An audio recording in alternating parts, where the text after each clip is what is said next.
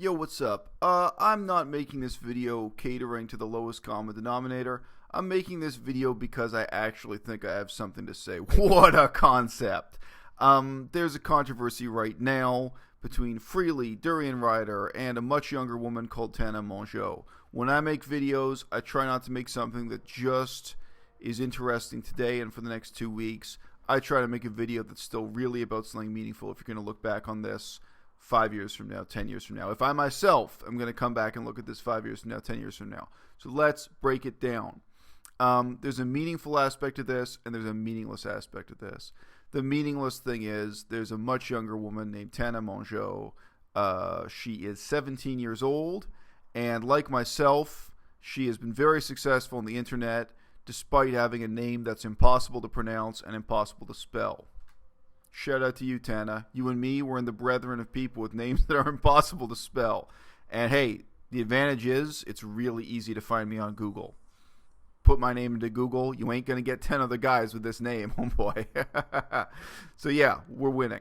But look, Tana is 17 years old, and she just became vegan. All right? If you're in your 30s, like Freelee or Durianrider, the only words that gotta come out of your mouth would be, I am so happy for you. That's it. And you know, in life, we grow up in the modern Western world with this myth that we're all equal. And the reason we were taught that was as children is that the adults in our lives thought that if we were taught to regard people as unequal, then we would treat each other like garbage. Okay? And the truth in life is we're not all equal. But the art of being an adult is to deal with people in unequal situations and still treat them with some degree of care and respect, even affection. All right? I am 37 years old. The last 2 years, I've been spending most of my time on a university campus. The year coming up, I'm again going to be spending most of my time on a university campus. I'm surrounded by people who are age 18 to 25, I guess. I don't treat them as my equals, but I treat them well. I treat them with a certain kind of respect.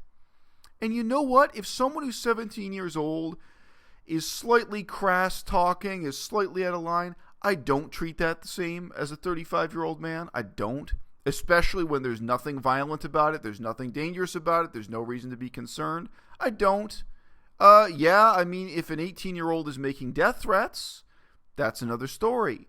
But if an 18-year-old is talking the way an 18-year-old does, that's fine. And you know, anyone, any 17-year-old is going to come online and tell me they've become vegan. The first and foremost thing I've got to say is, I am so happy for you. Now, meanwhile, these attacks and denunciations against a 17-year-old coming from people in their 30s, people who say they're leaders, Durianrider says he's a grown-ass man, Freelee says she's a grown-ass woman. They're acting like children. They ought to be ashamed of yourselves. If you're a follower of them, you ought to feel ashamed of yourself. Take a good hard look at the people you regard as leaders and how they treat a 17-year-old. I just yesterday, I've been uploading a new interview with an 18-year-old young woman. You can see the way I talk to her. You can see the way I treat her. I give her some advice. You can say my advice is good. You can say my advice is bad. Guess what the difference is? When Durianrider talks to teenagers, he tells them to drop out of school. I'm telling teenagers to stay in school.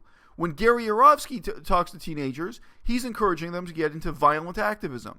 He's encouraging them to get involved with criminal activity. He's encouraging them to do things that'll get them put in jail. I'm saying the opposite of all those things. I'm saying get a clean job, get a clean nose, stay the hell out of jail, make a positive difference in the world, be engaged in democratic society in a democratic way. I think I've got the more positive message. Okay? Freelee's making money selling diet books. Freelee's making money selling people the fantasy of eating unlimited calories while losing weight, blah, blah, blah. Okay? Durianrider, both of them are selling the fantasy that you can cure incurable diseases through their magic diet. Like if you eat enough bananas, you can cure asthma, you can cure AIDS, you can cure Crohn's disease. Okay, they've never actually claimed AIDS, sorry. But they've claimed Crohn's disease, and my point is Crohn's disease and asthma are incurable. They're just as incurable as AIDS. Nobody should be selling those lies. Nobody should be discrediting veganism with pseudoscientific and fake claims. But above all else, you can't just be a mensch. You can't just be a reasonable human being. You've got disagreement with somebody. What about tolerance? What about cooperation? I got differences with all kinds of people. But the most basic premise of politics is that you find ways to cooperate and collaborate with the people you have differences with. You know, we say in political science, you don't make treaties with your friends. You make treaties with your enemies. But these people are not your enemies. 17-year-old girl decides to go vegan. Just say, I'm so happy for you. Just say, I support you. I want you to succeed. Just say, yeah, you know what? It's a miracle you're earning your money by telling funny stories on the internet. In the 21st century, that's 1 in a million. That's 1 in about 10 billion. Tana, I'm happy for you. If you were my cousin, if you were my sister, I'd be happy for you. Wouldn't matter. So maybe we disagree about politics. I don't know. Maybe she votes for Donald Trump. I don't know. Who cares? I'm still happy for you. We got all kinds of differences. Who cares? Meanwhile, vegan community has the blindfold on. There are serious problems people are ignoring. This channel, I called out the vegans who turned into neo-Nazis. And I don't mean neo-Nazi in an abstract sense. I'm talking about vegans who were leaders, who were popular YouTubers in the vegan community, who made statements that were pro-Adolf Hitler. Durianrider and Freelee, you want to act like a hero? Why didn't you take on the neo-Nazis? Okay? I took on 2 of them on this channel. Neo-Nazi vegans. Why didn't you? No backbone? No nerve? Don't act like you got something better to do. I know you don't have something better to do because you're stirring up controversy over nothing. You're starting a fight with a 17-year-old over nothing, over trivialities. And not all of these things are trivial, okay?